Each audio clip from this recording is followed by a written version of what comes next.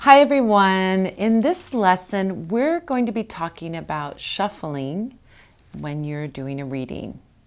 Almost every reader does some kind of shuffle before they do a reading, and it's a time for you to focus on the question that you're asking or have your client focus on the question that he or she is asking. And it's a time for the cards. It's a really important part of the reading because it's the place and the time that you're ordering the cards that you're going to later turn over. So let's talk about the different ways that you can shuffle. Well, first of all, there is no right or wrong way to shuffle. You can do it any of these ways.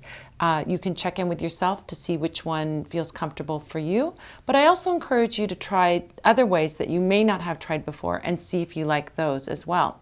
So the first way to shuffle, of course, is the sort of traditional poker player way, where you riffle the cards like this, and then you might do a waterfall. I'm not the best at that, but people can do that, and put them back together again. That's one way of shuffling the cards. Another way is to take the cards like this, and you can sort of mix them like this. Some people like to shuffle like this, and they pull out the middle and do it that way. Another entirely different way to shuffle is to spread the cards out and choose the cards individually one by one, or have the client choose the cards individually one by one. And another way to shuffle is to do what I call the playing Go Fish with Grandma shuffle, which is to take the cards and mix them up on the table like this, and then put them back together again. Now the question arises, when you're doing a reading for yourself or you're practicing on your own, of course, you can try any of these shuffles. But what if you're working with a client? Some people like to have the client shuffle the cards. Other people like for themselves to be shuffling, the reader to be shuffling, and let the client tell them when to stop.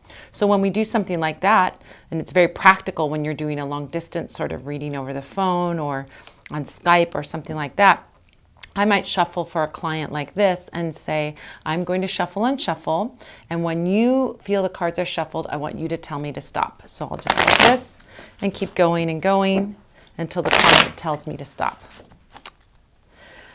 Another way that you might want to consider shuffling is, or when the consideration of shuffling shows up, is when you are dealing with decks that aren't rectangular or maybe are very, very big.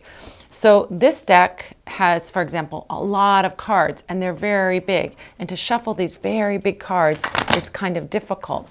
So in a big deck like this, you might want to do the activity of spreading them out and having the client choose a card, or you choose a card individually. Same thing goes for a deck that's a non-traditional shape. We've got this round deck here, and this is going to be hard to riffle shuffle like that. So you can spread these cards out and have the client pick the card. Another thing to consider is, after you do the shuffle, whether you do it on your own and you shuffle, you want to listen for your intuition of when to stop shuffling, right? So if you're doing a riffle shuffle like this, you might pick a number. Let's say you decide, I've got a magic number, I'm going to pick 3, and you do 3 shuffles.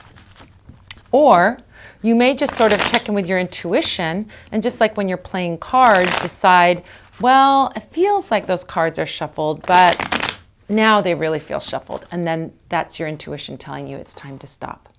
Once the cards are shuffled, then the next step is to cut the cards. And the traditional way to cut the cards is to use the left hand, which is the intuitive hand, and cut into 3 stacks. They don't have to be 3 equal stacks. They can be any size, little, big, or whatever. The very, very traditional way is to cut from right toward left, but your mileage may vary. You can do it how you want. You can cut into more than 3 if you choose to. You can cut with the right or left hand. Try different ways and see what feels right to you. The way I like to do it when I'm working with a client is I like to shuffle the cards for them and have them tell me to stop. And then I have the client use their left hand to cut the stack into 3. I don't really indicate that they have to do it from right toward left. I just sort of say, cut the deck into 3 stacks and you'll be fine. And then I allow them with either right or left hand or both hands to restack it up again in whatever order they want. Now the cards are ready to read. And now you know everything there is to know about shuffling and cutting the cards in preparation for a reading.